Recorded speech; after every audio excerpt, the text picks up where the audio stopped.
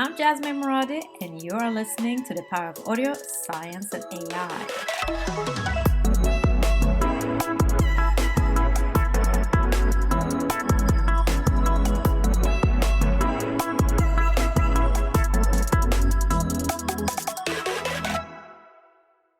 My guest today is my friend, Dr. Amy Belfi. We met for the first time when I visited her at New York University in 2017 when she was a Postdoctoral Associate in the Department of Psychology. Today, Amy is an assistant professor in the Department of Psychological Science at Missouri S&T, where she's also a mentor and a teacher.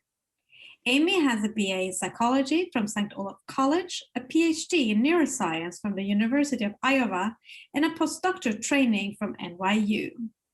Her amazing research is all about music and the brain, where she's super curious about answering questions such as, why does a song have the ability to evoke the feeling of chills down our spine? And why does music remind us of memories that we've long forgotten from our past? She has received 22 honors and awards, reached 30 plus publications, and when Amy is not conducting research, she's educating the world about her fascinating findings in major conferences. In this episode, Amy and I are going to discuss the ins and outs of her research findings on how and why music influences our thoughts, emotions, feelings, and behaviors. With that, Amy, I welcome you and thank you so much for joining us. It's so lovely to see you again. Yeah, thanks so much for having me. I'm looking forward to it. How are you doing? I'm doing pretty well. It's finally springtime here, so.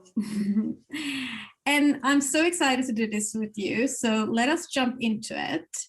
Perfect. I'm curious to know, when and what is your earliest memory of music? I remember like singing in church choir when I was really little, like preschool age. I don't have any really vivid memories of that. It's just like very vague, remembering like standing in front of the church singing little, I don't know, church songs. So I always kind of liked music and participated in music as a kid. My first probably like, I also have like good memories of music class in elementary school. Like I really liked music class, and I remember that we had a room with like a bunch of keyboards in it, and we would all practice, learning how to read music and playing keyboard and stuff in elementary school. So that was really fun. My first like really, really vivid memory of music is getting a piano when I was 10, I think. And I remember like that's probably one of the most like excited moments I ever was in my life is when I like this big truck pulled up and like they pulled the piano out of it and brought it into my house. I was like so incredibly excited. And I was like around 10. But before that, I mean, I always liked music, but nothing really sticks out in terms of like a specific instance until that like piano moment. And what about now? Do you play the piano, or are you bringing music into your life? I was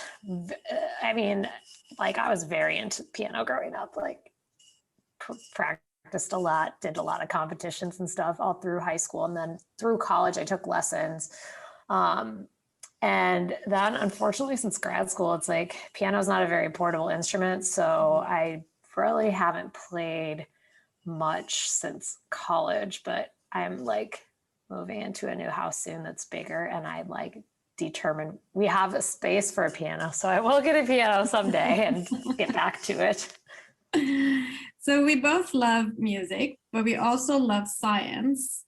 And digging into my own past, I've always been super interested in science in terms of testing hypotheses in the real world. And with your amazing research background in music and the brain, I'm now curious to understand, what was it in your inner motivational drive as a girl that drew your attention to scientifically seeking answers on how the brain responds to music? Yeah, that's a good question. Like I said, I've kind of always been interested in music, always really liked music. I, growing up, always kind of considered music as a potential career, and I always really liked science and school and academics too.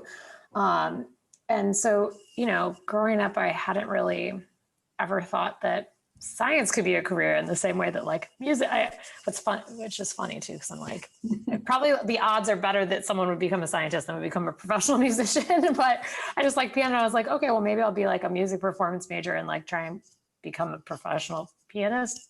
Very unlikely. So once I realized that was highly unlikely, I just was like, well, I don't know what I want to do then. And it really wasn't, like I said, I was always interested in school, and I always kind of liked, like I did science fairs as a kid and stuff, but no area of science really like clicked with me until I took an AP psychology class in high school. And then I was like, oh my gosh, this is like so interesting. Like finally, like I found a topic that I'm so interested in. So I really liked all the psychology classes I took in undergrad, and I really liked doing research as an undergrad, but it didn't even like click to me that I could kind of combine the two of like music and science until probably partway through my undergrad. I was reading like some papers about, you know, music, like neuroimaging papers with like music. And I just thought that was so cool. And so then I was really lucky enough to be able to pursue these topics when I got to graduate school. But yeah, it was kind of a long progression of like having these interests, but not really combining them until later on in life.